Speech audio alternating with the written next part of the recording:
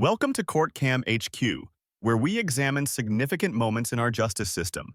Today, we're looking at one of the most emotionally impactful court sentencings in recent history. This video contains disturbing content regarding the murder of a woman and her special needs child. Viewer discretion is strongly advised. What you're about to witness is the raw emotion of a judge who, after 19 years on the bench, describes this as the worst case I have ever seen. Join us as we observe the powerful delivery of justice in this heartbreaking case. I am not sorry for something I didn't do, and I am not sorry for the things I did do. Mr. Oneal, All right. Listen, stop. All right. Listen to me. I'm not You're not going to raise your voice again. I'm You're not going to gonna raise my your voice again. I'm not. I will have you removed from this courtroom. I can sentence you without you being present. Yes, ma'am. You don't conduct I yourself. understand, Your Honor. Thank you. But I will say, I'm sorry for your loss. 19 years I've been at this job. I've seen human beings killed at the hands of others in every way imaginable. You name it, I've seen it. Shootings, stabbings, drownings, suffocatings, blown apart by cars in DUI manslaughter cases. Horrible things. This is the worst case I have ever seen as far as the facts go.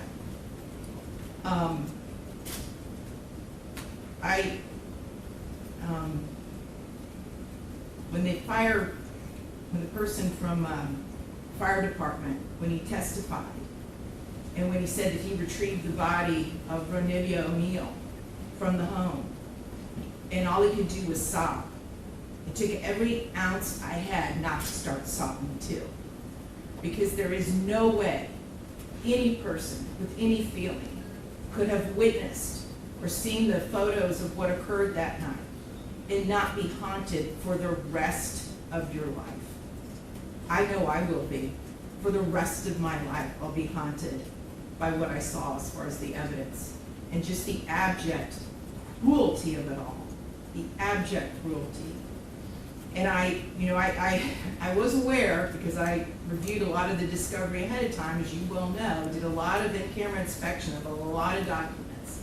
And I was aware there was some evidence, at least, that when you needed to recover from your gunshot wound, that neither your parents nor your Aisha, Ms. Robinson, would let you come recover at their home. I don't know if it's true or not. I'm not going to get into a dispute.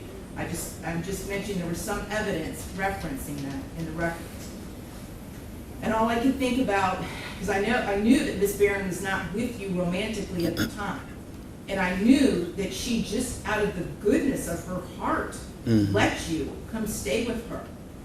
And it is beyond tragic that that critical decision ended in so much horror for her and for her children. It is unspeakably cruel what happened as a result of that one decision. The way that Ms. Barron died was horrific, and that 911 call, which captured truly all of it. You heard, and everyone who's heard that 911 call heard a death scream. If anybody ever wants to know what it sounds like before a human being dies, knowing that their death is imminent, that's exactly what it is. That was a death scream.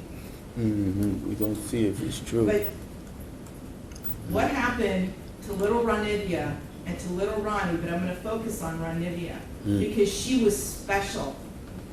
And you could tell Miss Barron had done everything she could to create a beautiful home for her family. I noticed that the Ronivia's bedroom, before you set it on fire, you could tell she tried so hard to make her feel like a princess. Kenyatta did everything she could. And I noticed too in the kitchen, on the refrigerator, she put up magnets that said faith, love, family, hope. And then you know what else happened at the refrigerator during that night? It got splattered with blood all over it due to what happened. Little Ronivia, she couldn't scream, she couldn't run away, and she witnessed what you did to her mother as far as shooting her mother in the arm with the gunshot. She knew. And the horror that that child suffered. And she already had a life where she was born with challenges regarding her physical and her mental disabilities. But the pain and suffering that she suffered that night at your hands, unspeakable, absolutely unspeakable. And at the moment, that first time you struck her with that hatchet, and little Ronnie testified that all he could see was tears coming out of his sister's face. At that moment, that child knew.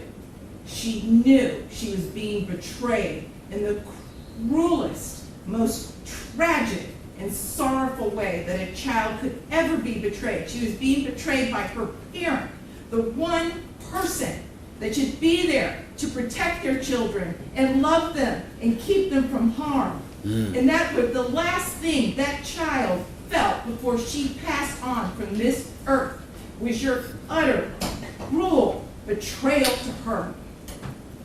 And I read somewhere, and I don't know if it's true or not, I have no idea, but I read somewhere that souls pick their lives, and that they know exactly how difficult their lives are going to be before they enter into this world.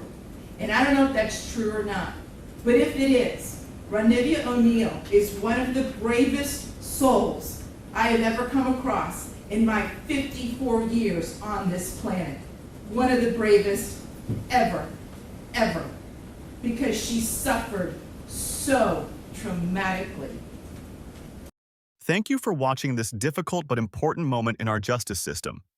Cases like these remind us of the profound impact crime has on families and communities and the emotional toll it takes on everyone involved, including our judiciary. If you found this content valuable, please consider subscribing to CourtCam HQ for more courtroom coverage that highlights significant legal proceedings. If you or someone you know is experiencing domestic violence, resources are available. Until next time, remember that justice, while sometimes painful to witness, remains essential to our society.